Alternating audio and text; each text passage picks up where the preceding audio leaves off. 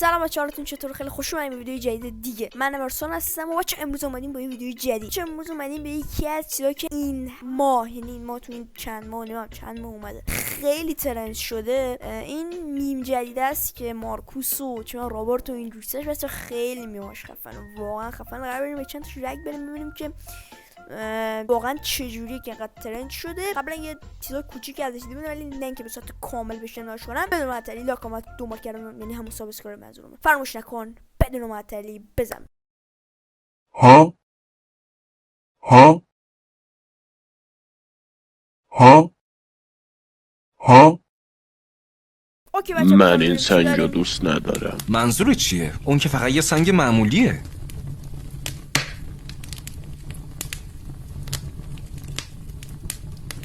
رابرت شبیه داشاقه. بچه‌ها این داشاقی که میگه احتمالاً به زبان ترکی معنی خاصی میده که نمیدونم چه معنی میده، ولی توی کامنت ها بنویسید. خیلی خوب باشه، درکت میکنم. میدونی چی؟ الان برات قایمش میکنم تا دیگه نتونی ببینیش. خوبه؟ هی کجا میری؟ میرم دشویی. هی چی کار داری میکنی؟ صبر کن. چی کار داری میکنی؟ از آتیش بیا بیرون. کمک. صبر کن. آه خدای من چقدر سنگینی. بیا نجاتت دادم.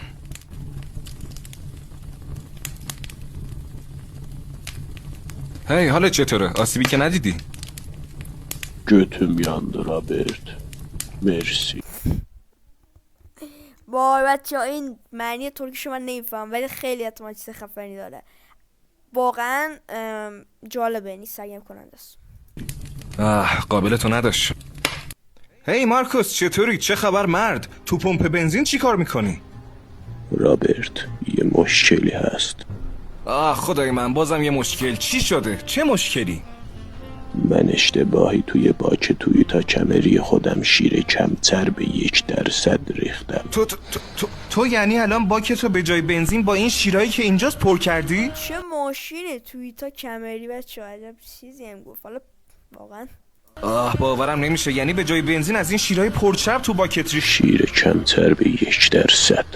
خیلی خوب متوجه. تر از پرچرب 3%. فهمیدم، ولی میخوام ایشلم رابرت.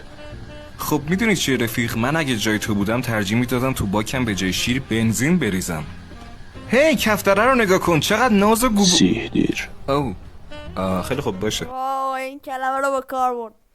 چون این کلمه هم خیلی کلمه عجیبیه. من بازم نمیدونم باید این میم و کلمات ترکیشو چجوری تلفظ کنم، یعنی چجوری معنیش اصلا نمیدونم بچه. کلا تو کامنت ها معنیشو بنویسید. کجا داری میری؟ هی صبر کن چی کار داری میکنی؟ چرا اونو کشتی؟ اون فقط یه کفتر بود، اصلا کاری به کار ما نداشت. حاجی واقعا اون کسی که اینو طراحی کرده، اون کسی که این مارکوس رو طراحی کرده، یعنی بی هنرترین آدم بود. چون میدونی چیکار کرده؟ اومده یه چیز اصلا چرت و پرت نوشته و همه خیلی ترند شد. واقعا چیز خفنی، واقعا یعنی خیلی خوش آدم خوش شانسی واقعا.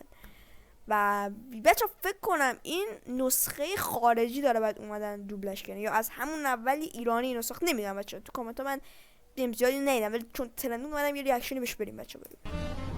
ببخشید رابرت، باشلا. خدای من. هی مارکوس چطوری؟ میدونی چیه؟ من خیلی استرس دارم. یه مشکل خطرناک پیش اومده رابرت. خیلی خوب. مشکلمون چیه؟ دنبالم بیا. باشه حتما. اینجا تن با خودت بیار. خیلی خوب.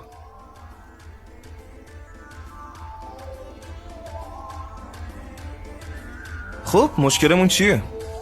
من باخ. نمیدونستم رقصیدنم بلدی. خیلی باحاله. نظرت چیه رابرت؟ باورم نمیشه، خیلی خوب داری میرقصی. نانای. از کجا یادش گرفتی؟ خیلی باحال داری غر میدی. چی شد؟ چرا واسدی؟ نکن از من ناراحت شدی؟ حرف بدی زدم؟ رابرت götüme bakma. هی چی؟ وای این کلمات ترکی رو من بلد نیستم. باور کن من به اونجا نگاه نمی. اوه بچه حالا خیلی خفنه بچه. بریم سراغ بعدی. مارکوس چطوری؟ از دیدنت واقعا خوشحالم ولی الان مهمون دارم. میشه بعداً حرف بزن؟ رابرت، رفته بودم کلینیک دندان پزشکی آبان. او خدای من، کلینیک آبان واقعا کارش درسته. تبلیغم توش داره. کلینیک آبان اسپانسر ویدیوهاشون احتمالاً. شنیدم که قیمتاشون هم خیلی مناسبه. موادشونم اروپاییه. البته که موادشون هم اروپاییه. حتی شنیدم که کامپوزیتاشون هم شرکتیه و امکان پرداخت قسطی هم دارن. دندونام خوشگل شده. آره عزیزم، معلومه که خوشگل شده. هی مارکوس، هر چه سریعتر باید از اینجا فرار کنیم. اینجا امن نیست. رابرت، اگه پشه بودم بازم دوستم داشتی. چی؟ مارکوس ببین، الان اصلا وقت خوبی برای پرسیدن این سوال نیست. جنازه ها رو ببین، ما در خطریم. داشتی. آره تو هر چی باشی من دوستت دارم مارکوس، ولی الان باید فرار کنیم تا بتونیم نجات پیدا کنیم. مارکوس میشه بهم بگی چرا انقدر داری بهم نزدیک میشی؟ میشه نری تو حلقم؟ به شدت به وی پی ان نیاز دارم رابرت. مارکوس چقدر بهت گفتم یه دوست دختر پیدا کن. من خودم از آب گرم کن وی پی ان استفاده میکنم. بهت قول میدم اگه زنده برگردیم خونه برات یه اکانت میخرم. هی میشه انقدر نزدیک من میشه بگی کجا داریم میریم؟ بالخ. چی؟ رابرت، ماهی. خب این چه ربطی به سوال من داشت مارکوس؟ من فقط میخوام بدونم الان کجا داریم تو ماهی رو انگوش کردی رابرت. چی؟ خودم دیدم گفت آی. هی چی داری میگی؟ معلومه که من هیچ وقت این بچه تنزش هم یکم به حالت مثلا دارک و اینم میره.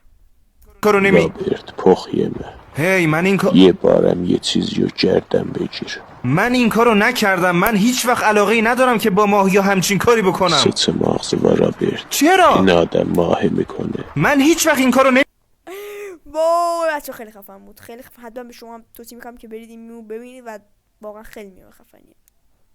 همین دیگه بچه‌ها. لایک و سابسکرایب حتما فراموش نکنید. کانال تلگرام و کانال گیممون رو حتما دنبال کنید بدون معطلی تا یه ویدیو خفن دیگه. خداحافظ.